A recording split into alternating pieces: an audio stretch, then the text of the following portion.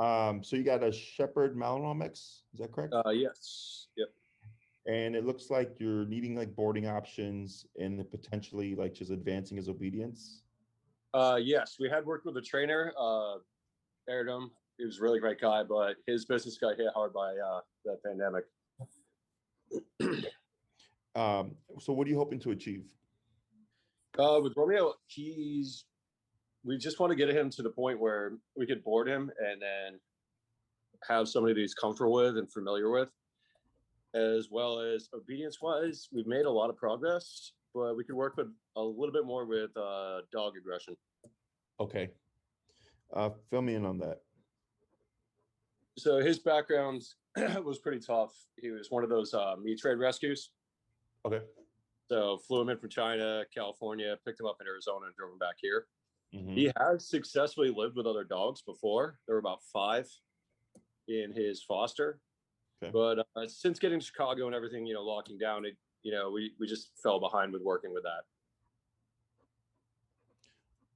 that. What do you see, like dog reactivity or? Yeah, it's almost like he just doesn't know what to do, because you get a lot of play barks and stuff, but then you get aggressive barks as well, which makes other people comfortable. Sure. Yeah, because he's a big dog. What's he trained on? He knows all the basic commands: sit, stay, hold, roll over. Was he on a prong or an e-collar? He's on a prong right now. We had talked with another trainer about working on e-collars, and I think that's a really good idea for him. But I haven't got a chance to work with that yet, just because we need to on that ourselves as well. Yeah. Okay, so we got some like dog aggression / dog reactivity. Mm-hmm. On a scale of 1 to 10, what would you rate it? I mean, it's hard to tell because, again, when he was down in Arizona, he lived with 5 other dogs out in the yard, like totally fine, all shepherds.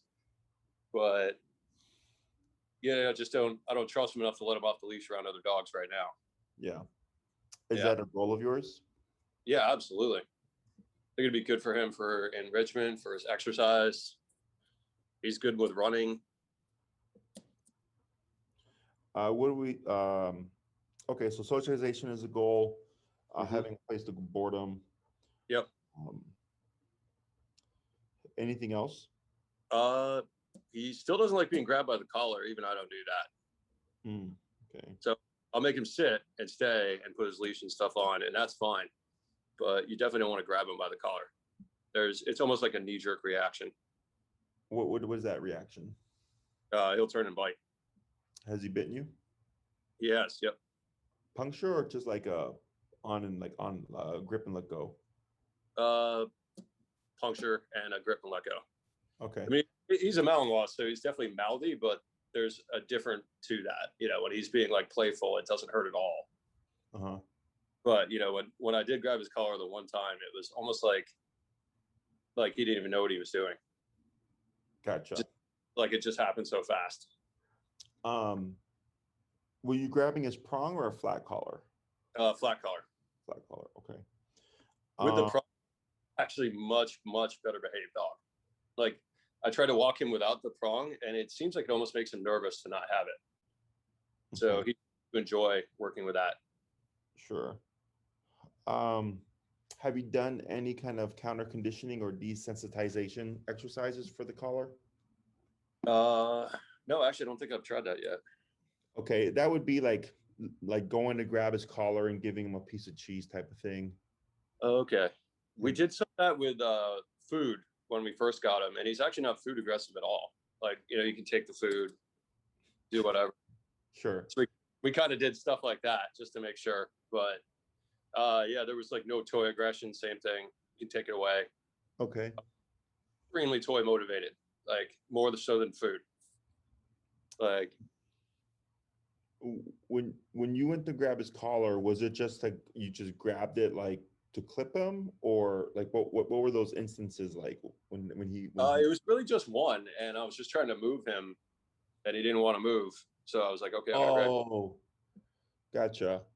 Yeah. Okay, so he was on like a piece of furniture, you grab his collar to move him, and then you saw him, or then he bit you. Yep. Okay. Have you it wasn't as serious. but it, you know, it was enough to break the skin. Um, have you done that since, or another time that you've done that?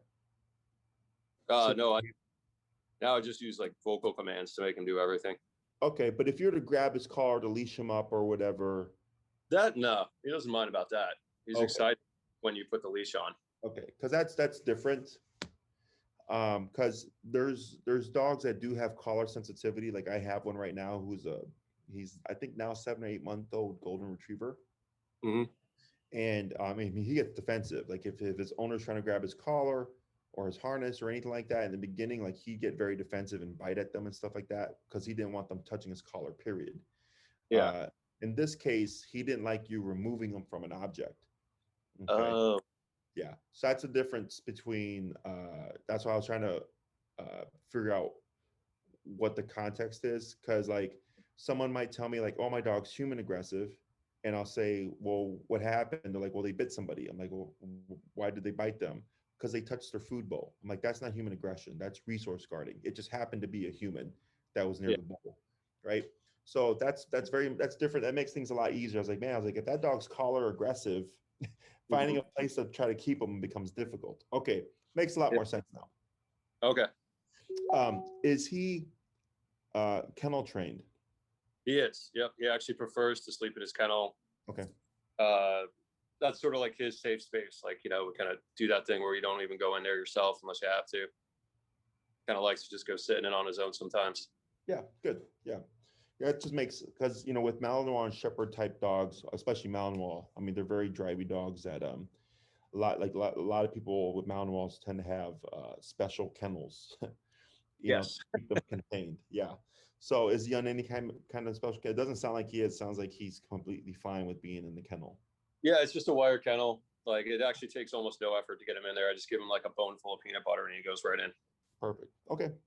So we got socialization, place to stay, of course.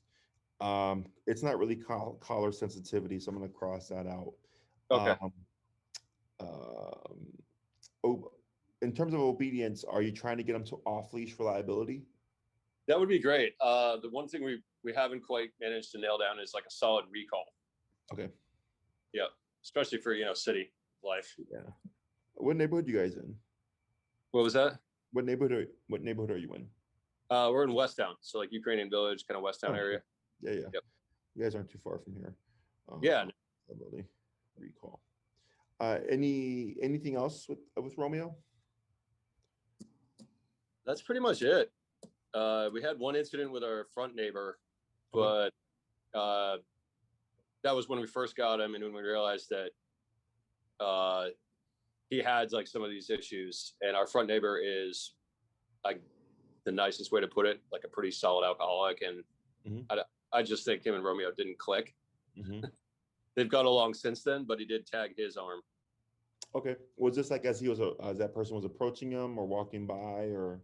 Yeah, he had like a boot on his foot too, so he was kind of doing like a stumbly walk, and he's fairly combative with Kara and I, so I'm sure the dog picked up on that a little bit. Okay, sure. Yeah, I mean, all these things factor in. Like when I hear a dog like bite someone or whatever, I don't think like, oh, your dog's aggressive.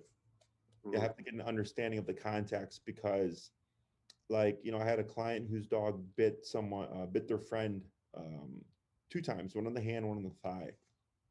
Yeah. And they thought their dog was human aggressive. So I was like, explain to me, you know, what happened. And a number of things. It was 4th of July, the day of. They were at Airbnb, so they're out of town. The dog was unkenneled. Then the person came in uninvited, like no one was home, right? Yeah. So they're coming in to like drop off toothpaste or something, and they saw the dog and they went to pet the dog under the table, which is also another thing, and the dog bit them.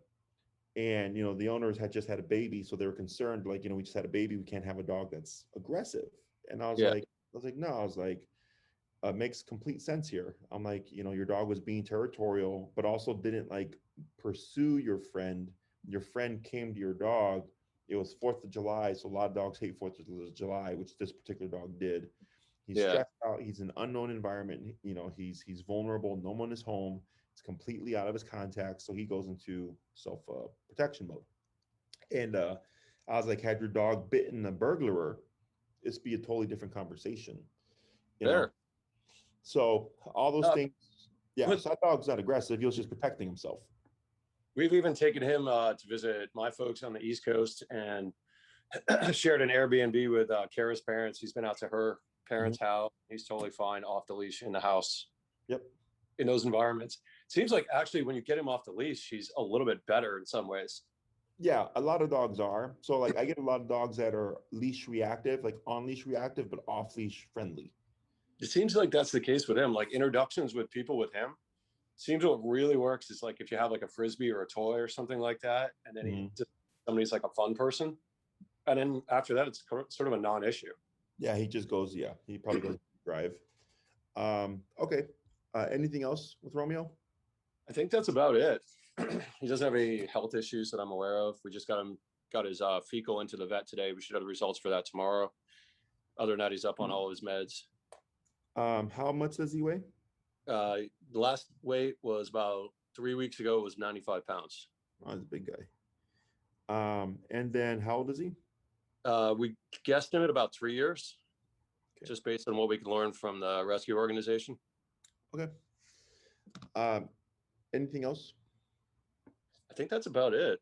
Like, Oh, yeah, no, with us at home, he's like the sweetest dog ever. mhm. It's just those like few other issues that I want to like really work on. Sure. And I'm sorry, last thing is how long have you had him for? We got him last year, actually, last March. Oh, okay. So yeah. So he's a COVID dog, huh? Mm-hmm. Well, we Uh, got him right before it. We literally flew down to Arizona, picked him up right before yeah. everything. It happened. And it doesn't sound like any issues with separation anxiety. No, he pretty much just goes to sleep in his kennel. Good. Makes life a lot of people that got dogs, pre or just before COVID or during COVID, separation anxiety has been a like really big thing that's been a problem for people. I could definitely do that. So this seems pretty straightforward. Um, so are you looking to do like in-person training or are you trying to do like a board and train type option? Well, I mean, I would like to learn how to train him as well, Sure. uh, as much as we can. Yeah. So um, the only reason why I ask is it just kind of helps me figure out everything's going on. Hello. Hello, sorry, I'm a little late. No, you're fine. So here, with the in-person, I always suggest that people do in-person themselves just because you learn so much more when it comes to the training. I've been training dogs over 10 years. I don't need more practice. It's really about you learning how to handle your dog and their kind of personality type. Okay. And your guy already has some good foundation. So then it's just kind of taking them to that next level. Okay. Which is the kind of like the precursor to socialization. So even though your dog would know like the sit and the down, the stay type stuff already, when we teach e-collar, we almost always have to reteach all the commands. Okay. It just means he would learn them faster. So think of the e-collar as a communication tool, as like another language of giving a command. So you have leash pressure. So if you pull up on the prong, he would feel the prong and then like put his butt down, I would assume, right? So when he feels upwards pressure, that's like communication to him, telling him, hey, put your butt down. There's also sit, also means put your butt down. But then we have to condition him that the e-collar also means put your butt down. Okay. So it's not as simple as you give him a command and if he doesn't do it, you remote him. We have to layer in the remote using pressure to condition him. When you feel this, you do this in response to turn it off. Okay. So all the commands, sit, stay, down, come, place, heel. So like the six standard family pet commands, we always relayer in remote collar. Okay. And I get a lot of dogs that were trained by previous trainers. I get a lot of people who've had like multiple trainers and they all like failed because their dog was like behaviorally complicated. Um, and a lot of it's because of just the training methods. And in my book, e-collar is the best tool there is. I only train using remote collar now. So all my puppies over 6 months, we just go straight to remote collar. Puppies, we might do a little bit differently depending on the personality type. We might do prong into e-collar. But we're doing e-collar one way or another. Okay. Okay. And the reason why that is because one, it gets you off leash control right off the bat. Okay. So like I had a client, I've had this happen a few times, but one client, they had their first class. I didn't see them for 2 weeks and they were at the park and there was like a neighborhood dog that's like the dog's nemesis. And that dog walked into the park because they were alone. You know, it's early in the morning. They weren't expecting, other people there. And the nemesis came into the park and started charging at their dog. And their dog caught that dog, like started the charge back. But they had just started e-collar. So they were able to stop their dog and get their dog to like disengage, which allowed them to then get their dog and like keep the other dog at bay so that nothing actually happened. Okay. Well, So, and they had only had one class. Like we hadn't covered that, so to speak, but they were like, well, we got this tool, right? Let's see what happens. And they handled it well for considering that we hadn't done anything that far along yet. So, right there, even after one class, they still had a means of control because of the tool. Okay. And I've had that happen to a lot of people where they start like they have like one or two classes and their dog takes off on them for like whatever reason, or like an off-leash dog comes running up to them and their dog goes after that dog and they're able to pull them away. So it happens. It's not the most common thing, but it has happened, and I like knowing that having that control regardless. Okay, it's very easy to teach regardless whether or not your dog has had training or not. Okay. okay. I get a lot of people that have had failed trainers, and I also get a lot of people that are just first time dog owners and that are referred to me, and they're like, "Sure, Jesse, everybody said you're the best, so we're going with you." I'm like, "All right," and it doesn't matter whether their dog is 5 years old, 6 months old, training, no training. We always can get them to that level of consistency that we're looking for. Biggest variables would be the owner. Are they following through with the homework? Are they actually doing what we're telling them to do? And two, behaviors. Okay. So if I have a dog that's like severely dog reactive or something like that, the owner will have control. But given the context, they would need to take more precautions to be responsible, right? So just because their dog is off leash trained doesn't mean I tell them, well, go take your dog at the park with like 20 other dogs, right? Mhm. If we know the dog is dog aggressive and we've not done anything there, or the owner's not capable of reading dog behavior that well, or not willing to muzzle their dog, or like, there's a lot of stuff that come into play that affects the training of it. But for the most part, it's pretty straightforward. Okay. Okay. Um, because of COVID, we had to like change how we operate. Like right now, we're doing a Zoom. Yeah. So I used to do home to home. I used to go to all my clients, and then COVID happened, and then everybody was like, "We don't want you in our home." So then I had to devise a new way to train. So I was like, "All right." So I started working at Oz Park. Are you guys familiar with Oz Park? Yeah, I know what that is. Yep. Yeah. So Oz Park is the busiest park in the city of Chicago. Dogs, rollerbladers, skateboarders, people, strollers, baseball games, bar mitzvah parties, jazz bands, tennis games, everything is going on there. Okay. That's where we train. So we're in a very busy environment and we're getting results in that environment. Okay. So a lot of trainers, and including myself, but I'll explain that. But like a lot of people struggle with like, I'm in a quiet room. How do I apply this to the neighborhood? Right. So the way that I train is very straightforward. It's very common sense based. So as long as like a person can just think logically, it's very methodical. I go, this is what you're going to do with remote collar in this environment. So like if your dog's number is 20 here out of 127 at my facility, right? With a controlled context. Well, in your neighborhood, your dog might need 45 to kind of override all the stimulation of the neighborhood. Okay. So as long as the owner has the sense to go like, you know what, there's a lot going on right now. I need to adjust my number higher to kind of compensate. Our obedience will transfer from one context to another context, typically with no problem. Okay. But for the most part, people like knowing like, hey, we can train at Oz Park and get these kind of results there because it just proves that it works. But with it being Chicago, I can't be at the park all the time because you have the snow and the polar vortex and all the other crap, right? So with COVID, there was that whole process. We have to change where we meet people.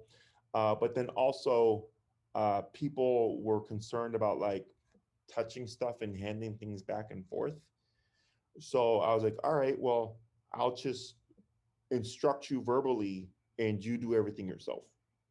Okay. And that's worked great. So now that we do it that way, like even once all this crap is done, I would still train the same way that I'm training now, because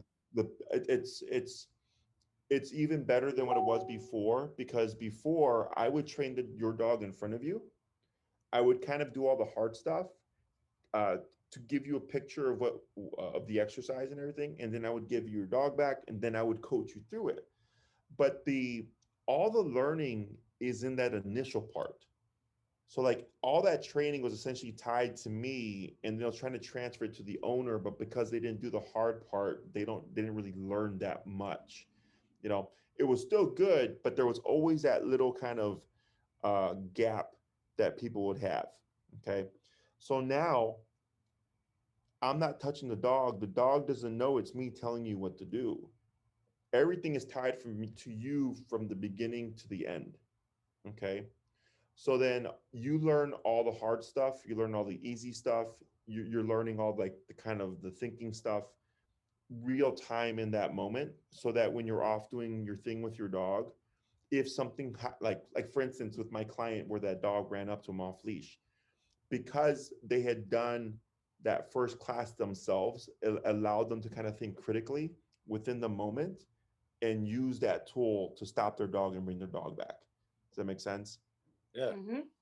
So when I think it's interesting when trainers talk about obedience, a lot of them don't factor in just the randomness of life. You know, uh, fireworks, off leash dogs, your dog getting off leash by accident, something spooking the dog, uh, someone coming around the corner and catching you off guard, like all these things that just happen. And I had a client a few years ago who I had told them when I first saw them, I was like, from this point going forward, muzzle your dog, period. No questions asked, right? Literally 3 days later, I get a call from the young lady crying. And what happened was she took her dog out to potty real quick. She didn't muzzle him, and she literally turned the corner, and there was an old lady turning the corner close to her dog, jumped up and latched on the old lady's arm. Oh, Right. So, and I told her, I'm like, like I didn't blame her, but I was like, that's why I said muzzle, you know, because shit like that happens. So here, when I teach this stuff, we're doing the obedience training, but at the same time, I always prep my clients for the crap that happens. Like I hope it doesn't, but it's you got to know how to think on the fly. And remote collar, my book, is the only tool that allows you to do that. Because if you're doing food-based training, one, if your dog doesn't have a lot of food drive, or there's more rewarding things in the environment, the dog's not going to care about the food. If you're doing prong collar, it's a great tool, but as soon as you remove that leash, we no longer have control.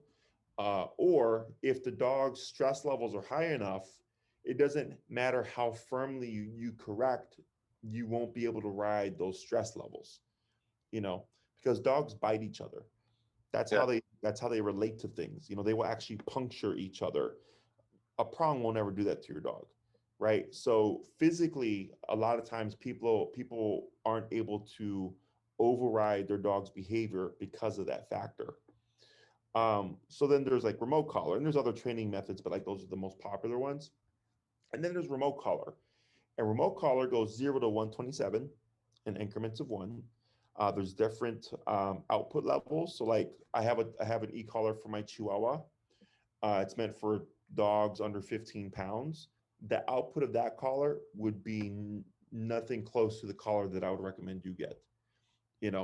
So like 60 on his collar could be like 20 on your collar, for example. Okay, so all there is the difference of output. And the output is simply how strong is that contraction that your dog feels when you press the button. Now, are you familiar with what e-collar is? Pretty familiar. Pretty familiar, yeah. Like the technology. So it's feel free to explain further. Yeah. So e-collar, more commonly called like a shock collar, right, is not actually electrocuting your dog. It's not like sticking your finger in an outlet. It's not like being tased or anything like that. It's electric, but not electricity is how I describe it. So physical therapists and like chiropractors have these machines called a TENS unit, TENS. Yep. Familiar? Yep. And they put it on your muscles and then it moves your muscle, right? So that's an e-collar. So it's just a slight current that stimulates the muscle, but the dog would not feel anything anywhere else. Okay. Now, when you go to have TENS therapy done, they always start low and they work their way up because they have to find each individual person's sensitivity level. Okay. And it doesn't matter how big and tough that person is physically, they could be very sensitive to the TENS unit, or they could be really frail and skinny and be very tough to the TENS unit. Everybody is different. Okay. And it's the same thing for dogs as well. So I have two dogs right now. They're both Aussie Doodles. They're both about 16-pound dogs. One of them, her number is 80 out of 127 levels. Okay. The other one, 20. Okay. And the one on 80 isn't yelping. She's not crying. She's not in pain. She's just very physically resilient. So if it's less than 80, she doesn't care about it. The other dog, much more sensitive. He's on 20. So we don't need to go to 80, right? So I help you find your dog's what we call working level, okay? Because the working level is going to be dependent on the situation. So like if you're at Oz Park and there's tons of crap going on, your number could be 65. But when you're in a quiet neighborhood where there's nothing going on, your number could be 20. On a really hot day where there's nothing going on, but it's just really hot, your dog's number could be 85 because of the heat. So there's a lot of variables that come into play, and I help teach you how to recognize your dog's levels. So once you get used to it, you don't even think about it. You just adjust your collar as you go into different contexts. And it's pretty much just common sense based. What holds people back the most is that they don't go high enough on the collar. Okay. Because they tend to feel bad. They tend to feel like they're hurting their dog. But it's just a muscle contraction, right? Now, is there a level of discomfort? Yes. And that discomfort ranges from very, very low to very, very high. But that's what makes it effective. So in training, we have the 4 quadrants, positive reinforcement being like the most common one, positive punishment, negative reinforcement, and negative punishment. Okay. Are you familiar with these terms? A little bit, yeah. So negative and positive mean add and subtract. Punishment and reinforcement mean good and bad. Okay. So positive reinforcement, add something good. Negative reinforcement, remove something good. Yeah. Just make sure it gets a little confusing sometimes. Positive punishment, add something bad. Negative punishment, remove something bad. Okay. So for positive reinforcement, it's a great tool for stuff you want to see again, whether it's, a toy, food, or praise, but it's terrible at stopping things because positive reinforcement isn't meant to stop anything. It's meant to see something again. So if I said sit and the dog sat and I gave him a treat, he's like, oh, maybe I should do that again, right? But if he gets up and I'm like, well, I'm not going to give you this treat, like that's not a consequence to the dog, right? Because they don't understand that like a human would. Like for a kid, you could say like, hey, if you don't do your homework, you're not getting dessert tonight. And that kid would think like, oh crap, do I really want to not get dessert? And then decide to do their homework or not. For dogs, they don't do that. Okay. So that's where positive punishment or like tools like prong and e-collar come into play. Because then we can add something the dog doesn't like to get them to perform the behavior. And then once they perform it, we remove it. Okay.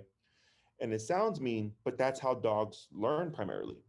So like, let's say for Romeo, let's say you socialize him with a friend's dog and it was going well, for example. And then your friend's dog tried to mount Romeo. And Romeo's like, yo, that's not happening. He would turn around, nip, and or bite that dog. And he's not aggressive. He's just saying, hey, I'm cool with you. Just don't try to mount me, right? That's their primary form of teaching is positive punishment. So when you try to remove him from the couch or whatever, right? And he said, yo, don't do that. and that altered how you approach that situation now, right? That's the same thing here with dog training. Is aversives in my book are the best teachers. Okay. And even in like in for humans, like there's sayings that'll say like you learn more from your failures than you do your successes, right? In terms of regulating society, cops don't pull people over and praise them for driving the speed limit. But if you pass the speed limit or if you run a stoplight, right, you're getting a ticket. You're getting Yeah. a consequence. That is an aversive. However, dogs don't have financial aversives, right? Dogs are all about the physical. So the e-collar allows us to reinforce things on or off leash immediately at the press of a button. Also appropriately, So like, let's say he were to be reactive. I'm like, okay, 20 is not working. I just keep going up in the collar and correcting until I find the number that he's going to think, oh crap, maybe I shouldn't bark at this dog. And then he deters as he stops the behavior. But then I don't want him to just stop the behavior. I want him to stop the behavior and not do it again. Right. So we get cases where maybe 80 out of 127 will be enough to stop the dog from barking in the moment. But the next time they see a dog, they'll bark again.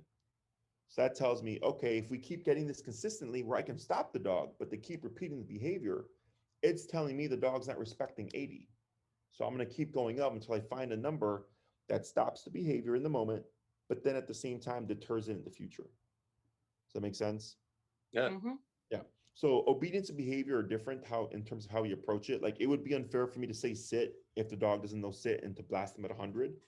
Like that's completely different as opposed to like if a dog is being reactive, like here, I don't know if you can see that Hmm. Mhm. dog bite.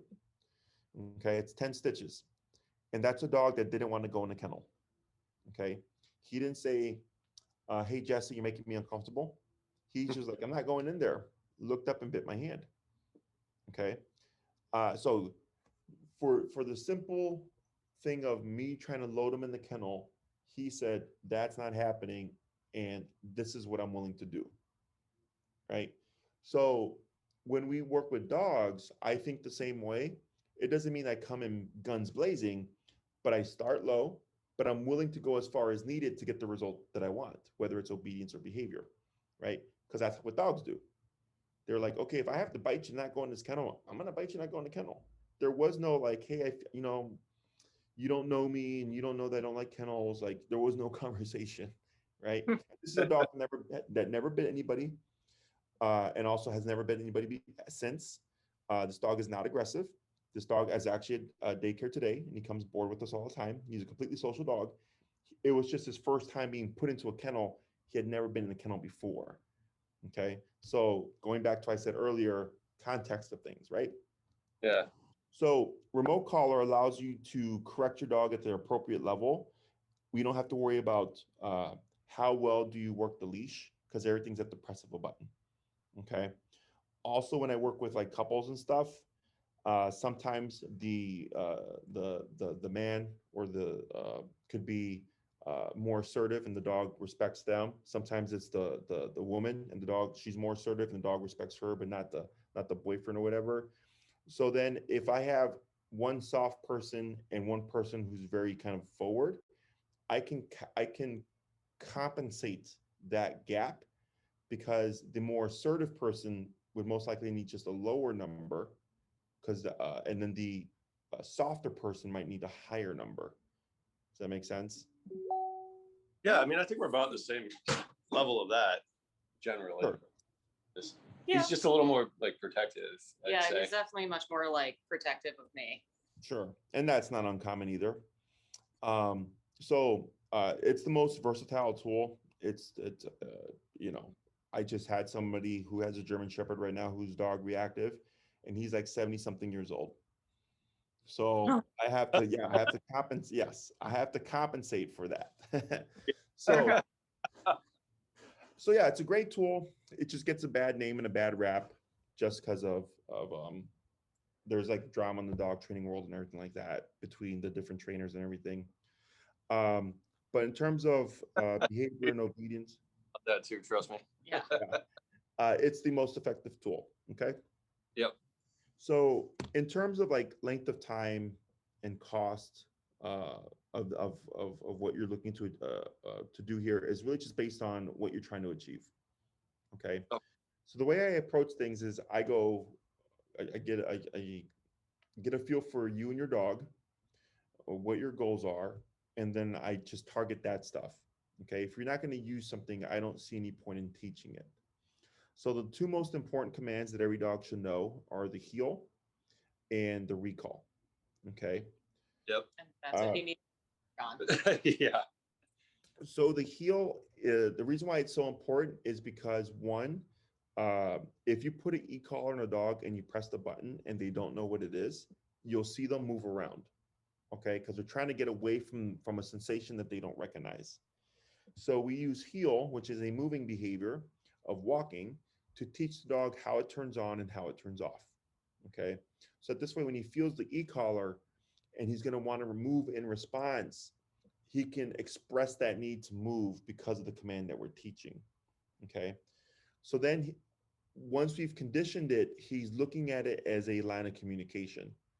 Okay, so then we just start to shape everything after that. So the first class is always heel, and then the second class is a review, and then I teach the second half of heel. And then by the third class, we're almost always going into recall. Okay, depending on what the owner wants to work on, but in most obedience cases, it's recall by the third class. Okay, so heel tends to be the fastest thing that people teach because you walk your dog at least 3 times a day, 7 days a week for the most part. Recall tends to take the longest because you got to go to the park, you got to put your dog on a long leash, let them be a dog, and then find opportunities to call them, right? So in order for your recall to be applicable in life, you have to practice in that kind of context, okay? If you practice in your backyard, he'll be great in the backyard, but then you take him to Oz Park and there's too much stuff going on, he's going to be terrible, okay? So if you want that level of control in any kind of environment, you have to go in the environment and start practicing the stuff, okay?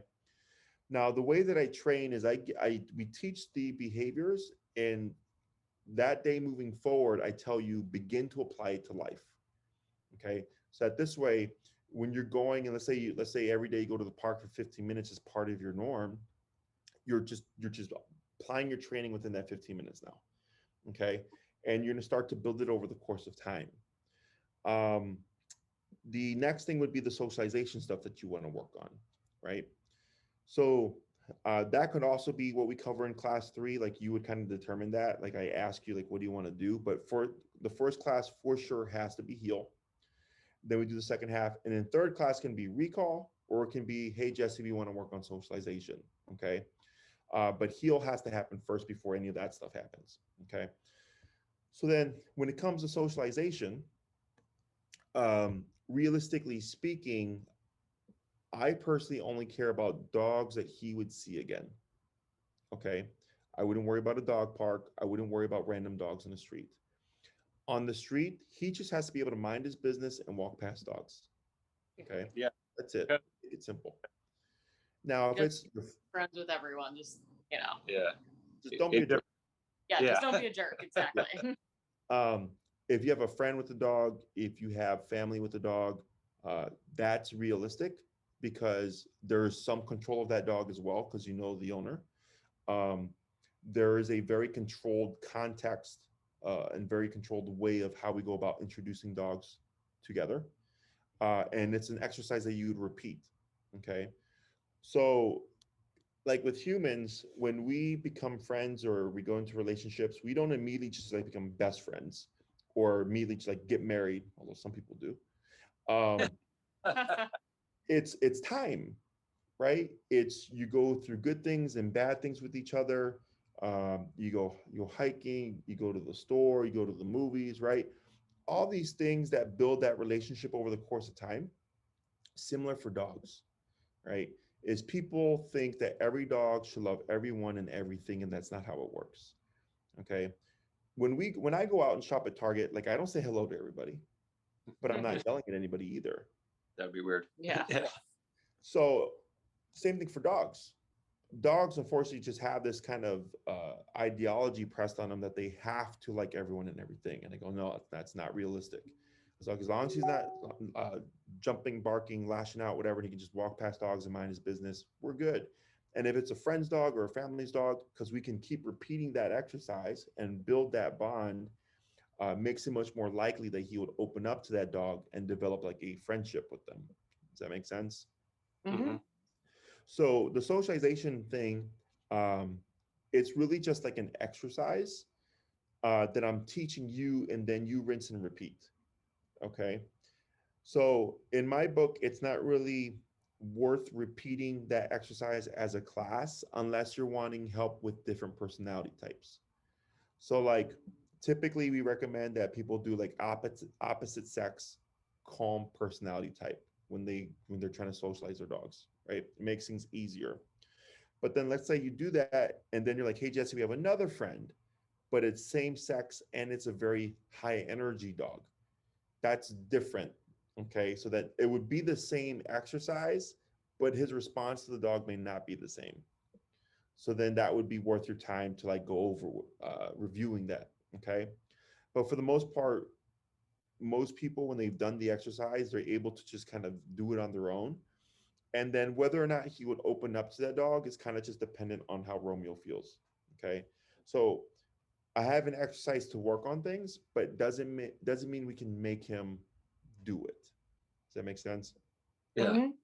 Just behaviorally. Obedient stuff is superficial. Put your butt down.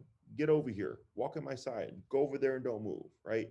But when we're talking about like him bonding or getting along with another dog, it's not just him, it's also the other dog, you know? So that's where things get a little bit tricky. But that's much more realistic than like dog park or random dog encounters. Okay.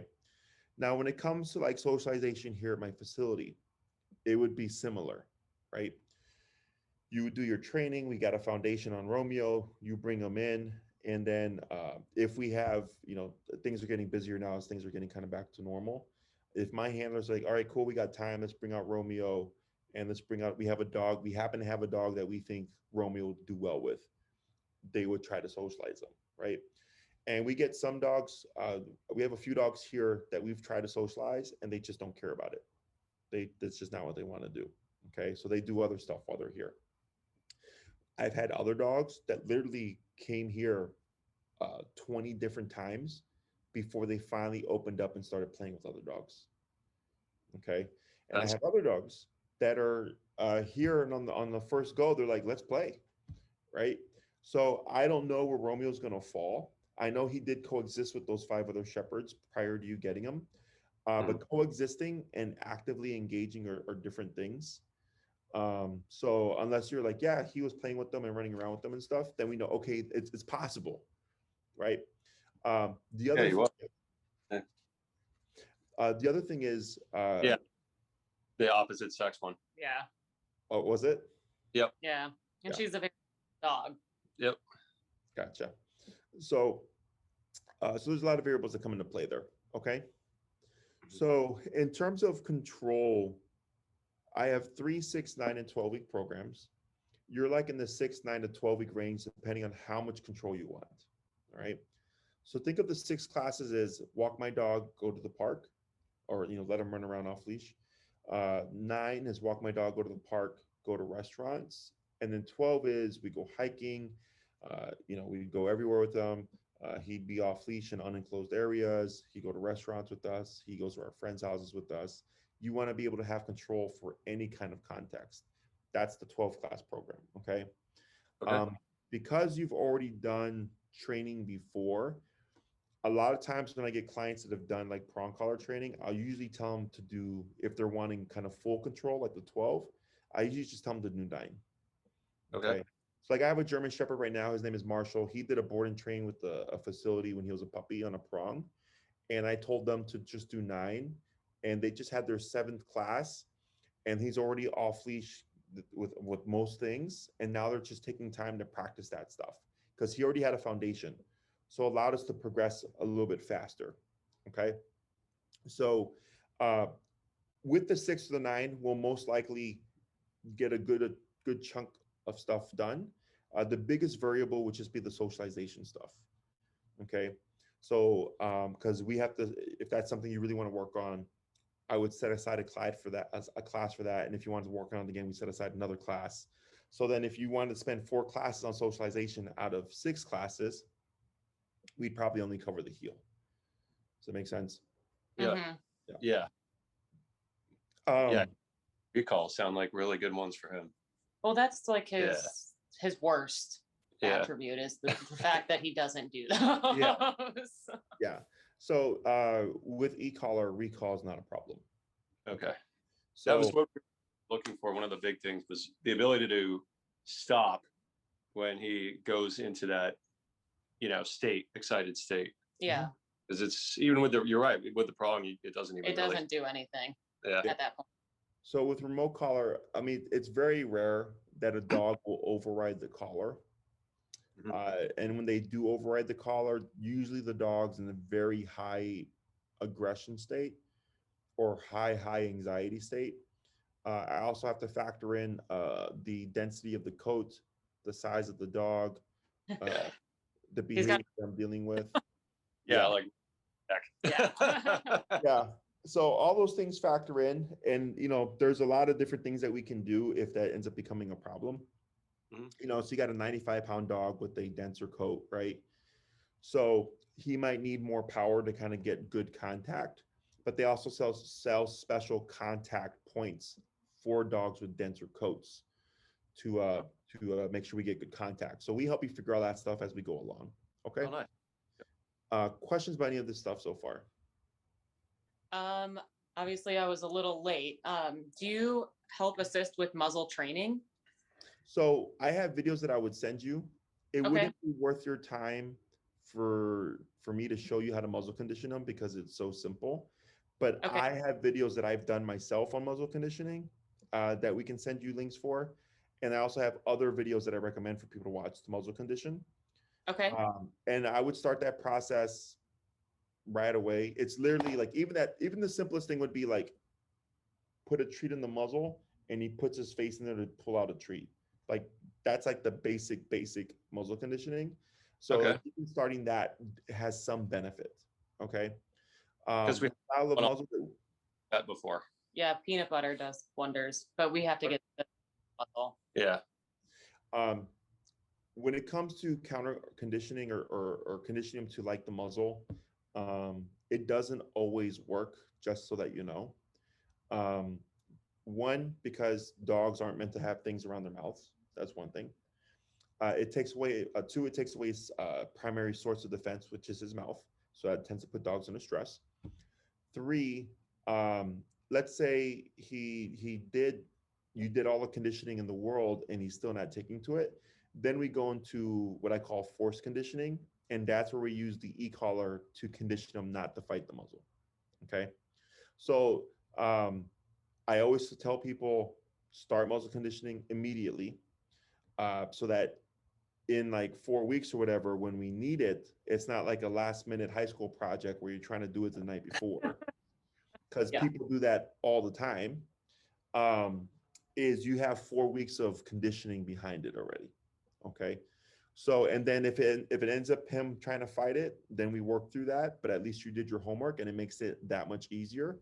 Otherwise, I've had people show up and then they're like, oh, we've done nothing with the muzzle. And I'm like, I told you this like 2 months ago. And then we have the force condition and dogs will rip off their dew claws. Dogs will tear up their face and like there's blood and bleeding and biting themselves to tear off the muzzle, even with force conditioning. And then like, holy crap, that's bad. I'm like, yes, that's why I told you to muzzle condition your dog with food first.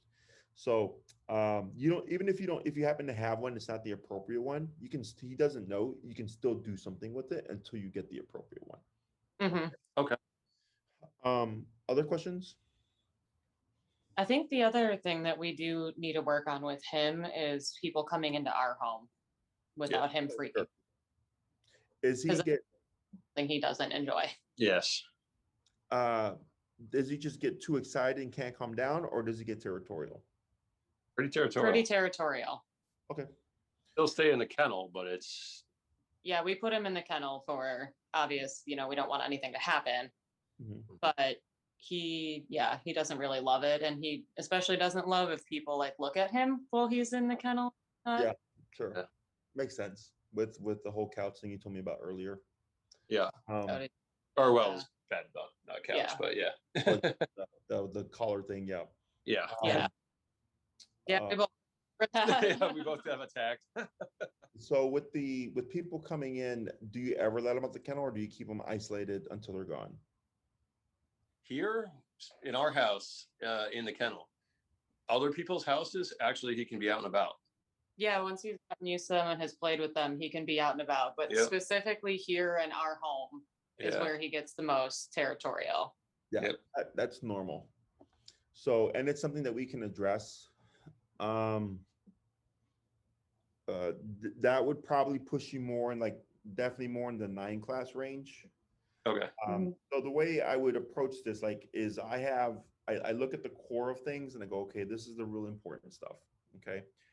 So if like you said, well, we have a budget for 6 classes.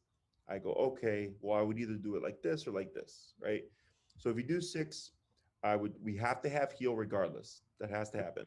I would do 2 on the heel. Then the 3rd class, if I'm going by importance, and I always put behavior first, I would jump into the territorial behavior in the home. Okay, 3rd class. If that's going well, by the 4th class, we would do socialization with a friend's dog or whatever. Okay, if that's going well and reactivity and stuff is going well, then I go, okay, now we can do recall classes 5 and 6. Okay. If we're struggling with something behaviorally, whether it's the people coming into the home or it's reactivity or whatever it is, then 5 and 6 would most likely be working on those things until you get to a point where you feel good about it, but then we wouldn't cover recall. Okay.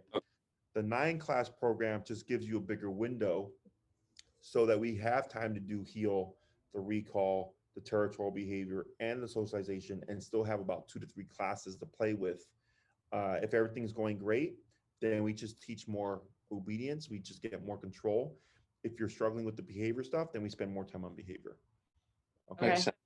I Yeah. like that. I like that validity idea. To it, Yeah. so that we can really Yeah. gauge where and what he needs more of. Yeah, I kind of like that idea better Mhm. to have like a little leeway. Yeah. Any other questions? I mean, I think that was it for me. What did we discuss before I got here? Oh, Just so I don't ask you the same questions potentially. I was just sort of getting a baseline for, Romeo Okay. stuff we wanted to work on, things like that. Okay. But yeah, I think it was just me sort of filling him in on Romeo. Romeo and his big His personality. big personality. Yeah. So did you have any other questions or? I don't think so. No.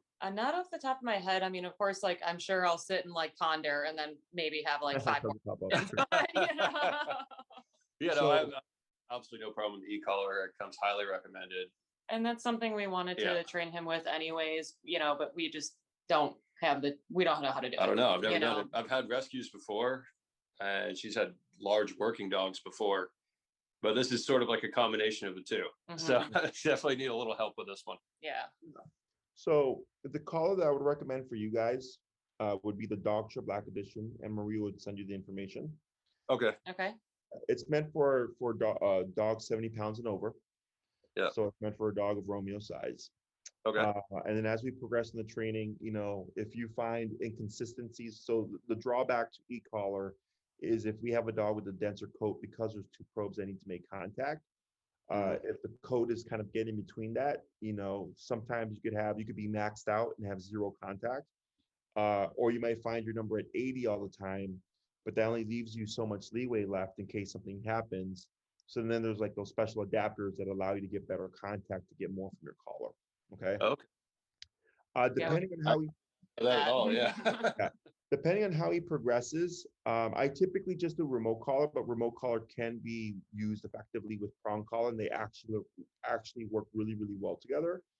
Okay. But most of the time, I condition my dogs and owners to be really kind of savvy on the e-collar, because the more you use your leash, the more reliant you become on it. Okay. Mhm.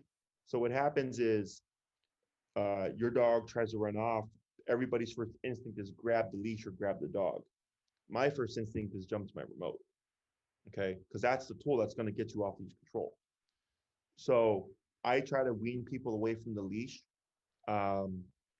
pretty early on, because if you're always practicing using the leash in the training, not only do you become dependent on it, but so does Romeo. Okay. Mhm. And we want him to be really conditioned well in that collar so he understands that line of communication. So whether he be on off leash or there be an emergency or something, you just jump straight to that tool. Okay. I mean, Um, And Romeo is definitely more reactive on leash. yeah, I was. I did. Okay. Yeah, did mention that. and Yep. it's not uncommon. It's a pretty common thing too. So, Mhm. uh, I other think it was. than that, Yeah. the the most common question that I get is, when does the e-collar go away? Mhm. And in Never. my book, when you need it, it doesn't, right? So like when you have guests come over, because you know how Romeo is, and you want him to learn to like open up to people that come over and stuff, the collar would be on, right? But then maybe after 15 minutes, he's chill, you can remove the collar. You don't need it anymore. Uh, Outside on the walk, expect to have it on him when he's going to be off leash. If there's ever going to be any context where there's going to be kind of uncontrolled variables, so like if you're walking up through the park, an off leash dog could run up right to you, right? You can't really help that. So I would like to know I have control no matter what. Now it doesn't mean that you're always going to have to be using it. It simply means that it's present. Okay. But then if something happens, it's available to you to use. So the Mhm. reason why this is what's called opportunistic behavior. So to give you an example, do you guys drive? Yeah. Yes. Have you been on the expressway? Unfortunately. All the time. Do you go the speed limit? Almost never. Oh no. But if you see a squad car, what happens? You slow down. Yeah. Exactly. Right. So everybody does it. Most people speed, right? And then you get mad when you get stuck behind someone who actually goes the speed limit. That's Like- opportunistic behavior. Okay. When you see the squad car, you slow down because now there's threat of consequence. Mhm. So think of the e-collar as a cop on a collar. When it's present, Romeo's going to behave better because he's going to understand there's threat of consequence. But when you remove the collar or does not have the collar, he doesn't have that consequence, so he technically doesn't have to do it. So it's nothing good or bad. Has nothing to do with my skills as a trainer. It has nothing to do with the methodology. Regardless of whatever method you use, whether it's positive reinforcement or positive punishment or both, when you remove the motivator, performance always dips. Okay. Okay. So like if you work and then your job decides to stop paying you, you're going to keep working. No, not so much. Not at all. Right. So, and same thing for us. Like if we're on the expressway and there's no threat of consequence, we push the rules a bit, right? So that's just how it is. So, because I get asked a lot, well, Jesse, when does the dog learn better? And I'm like, fucking humans don't even do that. Like, I don't know why you expect the dog to. So, but it's nothing good or bad. It's the way it is. Okay. So, any other questions or concerns? I guess my other question with the e-collar, is there any issue with it with water? For like, if No. example, that like there wouldn't be an issue with that. Oh, fully waterproof. Okay, cool. That was Nice. definitely a question I had about that. And then you want to do the training first and then boarding, and then like Sure. So, we can do a couple of things. So definitely want to have at least 2 classes in before we take them. okay. We also suggest, so technically you don't have to, but I highly suggest that you do, is what we do is what we call our evaluation process. Okay. Even so, like I get dogs that can only come here. Okay. Um, and I've had some dogs that could only come here that didn't do the evaluation, but they had already like, completed the program. I already knew the dog and all that stuff. So I could prepare my staff for it. But it's Okay. really more so for Romeo. Okay. Is that it's not as simple as, hey, drop him off with Jesse and Jesse's great. Is he's gonna be stressed. He's like, yo, where am I? Right. So if you were just to drop him off and then board him, he's in a completely foreign environment and he's going to be there for days and then he's just going to be stressed. Okay. So the evaluation process for dogs that we don't know is so that we can see, is the dog social or not, right? Most daycares just throw the dog into a room with 30 dogs. We don't do that. We take each day to warm the dog up to my facility. So it's easing him in, it's helping him get familiar with my handlers and myself, so that when he does come for boarding, he's already been here before, right? So he comes here, he spends a daycare day here, he goes back home. And then you take him back and do that over the course of 3 different days, okay? And they don't have to be consecutive. But this helps ease Romeo into the facility. So like we actually have a dog that I trained probably like 3 or 4 months ago, German Shepherd. His name's Sykes, and they just dropped him off. Okay, he Good was name. very stressed this entire time. He was anxious up the wazoo the entire time. But we didn't have time to like acclimate him to my facility. It was just drop him off and he's here and his parents are gone. Okay. So the evaluation process helps ease Romeo into our facility. You would bring him with his equipment, and then my staff here reinforces the training that he's been taught. And then they slowly try to acclimate him. So day one, there's no socialization. He's just existing with everybody here. Okay. He goes out to potty, they'll play ball with him and all that stuff to build a bond with him. And then you pick him up end of day. You come back for day two, same process. They bring him in, everybody handles them, but then we start to walk him around dogs, and then we start to walk dogs around him. See, you know, how does he feel about it? Day three, everything going well. We try to pair him with other dogs, other temperaments or sexes that we think he might pair well with, and see, is he capable? Okay, and it might go great, it might go neutral, or it might go south. Okay, it doesn't mean that he can't be here. It just means what we would do with him may change when he is here. Okay. So like if he's social and we know a group of dogs that he does well with, then we can acclimate him and he will do daycare and he'll play with dogs when he's here. Otherwise, you know, dogs do treadmill time. They get ball time in the pen if they're like if they're like antisocial dogs. They don't care about other dogs. They just want to play ball or whatever. We do that with them. We do stationary work as well, where he would, you know, go to a bed and stay put for a while. And then he also gets time to decompress in the kennel. Okay. So there's like changes throughout the day, and it's not just like constant, like being in a room with 30 dogs all day. Um, and then if he doesn't do well, then we just do other stuff with him. And if he does do well, then we do incorporate him in groups. And if he's like in the middle, then we see if we have personality types that we think that we can try to socialize him with. But if we don't have anybody, then there's not much that we can do. Okay. But that's how I'd recommend that for the boarding process. Okay. Okay. Anything else? And as far as like boarding, like what does that look like? Does he have his own room? Is it like just a kennel run? Like I'm just I just use standard wire crates. So we have we don't do like suites or anything like that. We're pretty simple. So we have our boarding area, which is a section of the facility. There's someone on premise 24/7. My brother and I actually live here. So if something happens, there's someone around. But in the back section of the facility, there's like a room, and it might have like 20 kennels in it, and then there's another room with like 5 kennels in it, and another room with like 6 kennels in it, whatever. And then he would be in the kennel like that. If we find he's having issues overnight, we would move. We have a section here nearby where the overnight staff is, or the overnight room is, where we put dogs that either we think aren't going to do well, or just kind of still getting acclimated, or we're not too sure how they're going to do back with the other dogs in the boarding area, so that they're closer by, so that we can keep an ear on them. Okay. okay. That's good. I don't think I could. I think that Like was I it. said, Yeah, I'll probably question-wise. ponder and then Yeah. come up with a whole list for you. Yeah, no, it's fine. So Maria will get in contact with you. Okay. Please note, you know, there's we're super busy. The con to in person is that we're not. I think I'm booked into like June, July-ish currently, depending on your availability. Maria would figure all that out with you. Okay. There's also the potential of you working with my trainer Enrique, Yes. who I just opened up to doing training. I think this is a case that he would be able to handle.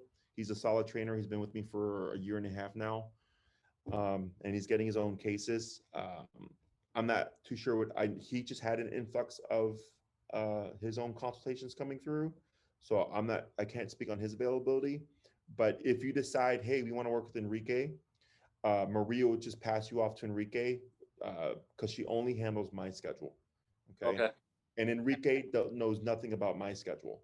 Okay. So it's kind of like you do one or the other. Because we get some people like, oh, well, give us Jesse's schedule too. And Enrique's like, I don't know what Jesse's schedule is. Like it's we're completely separate. Okay. Yep. Otherwise, if you need anything else, you let us know. And Maria will reiterate this information to you. Okay. And then you just decide how you want to move forward. That's great. I really appreciate your time, man. Thank you so much. Yeah. And if you want to learn like or see just how our methods work, if you go to my YouTube channel and you can access it through my website, click on any video. Lesson ones are always great to watch because no one knows what they're doing. Okay. So it gives you an idea of like how the e-collar works and to, you know, give you some concept of what that first class would look like. Okay. Okay. That's good. That's good to know too. Yeah. Yeah. That's what it's there for. Okay. So if you need anything else, you let us know. Otherwise, Maria will get in contact with you. Perfect. Thank you so much. Perfect, man. I really, this is a great interview. Thank you. Yeah, thank you. No worries. You guys take care now. You too. You as well. Bye.